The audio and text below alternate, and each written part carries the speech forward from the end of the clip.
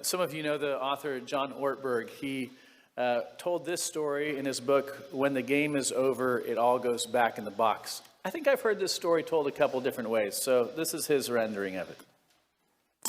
So this man is being tailgated by a woman who's clearly in a hurry, and he comes up to a yellow light. And you know there's like two kinds of people that come up to yellow lights, right?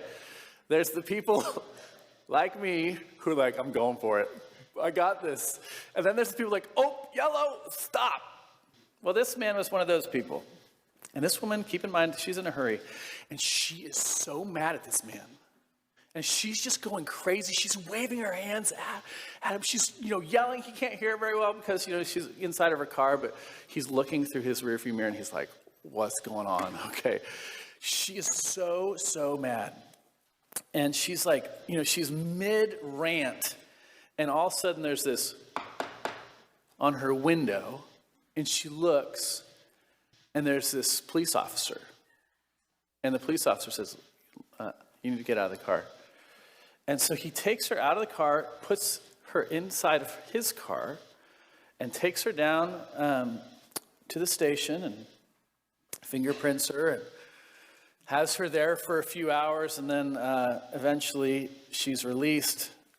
And the officer gives her, her belongings, and he says, "I'm really sorry. I'm so mistaken, ma'am. I pulled you over because I pulled up behind your car, and you were blowing your horn, and you were making all these bad gestures, and all this foul language was coming out of your mouth. And then I looked at your car, and on the back it said, 'What would Jesus do?' And I saw around the license plate, the frame of your license plate, it said, 'Choose life.' And then there was a bumper sticker that said, 'Follow me to Sunday school.' And there was one of those Jesus fish emblems that says ictus in it. And I thought, this woman stole this car. This woman stole this car. And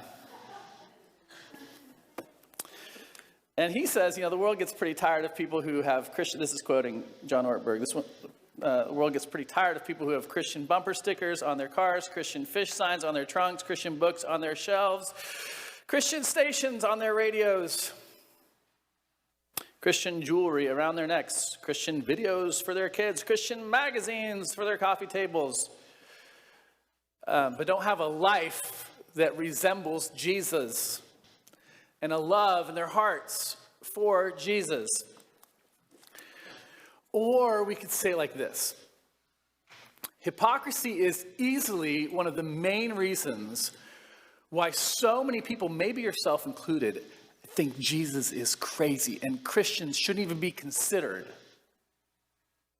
And we all know that's true. I mean, we could list other reasons why people don't really give a good go of Christianity. Of course, questions like, how in the world can there be one true religion?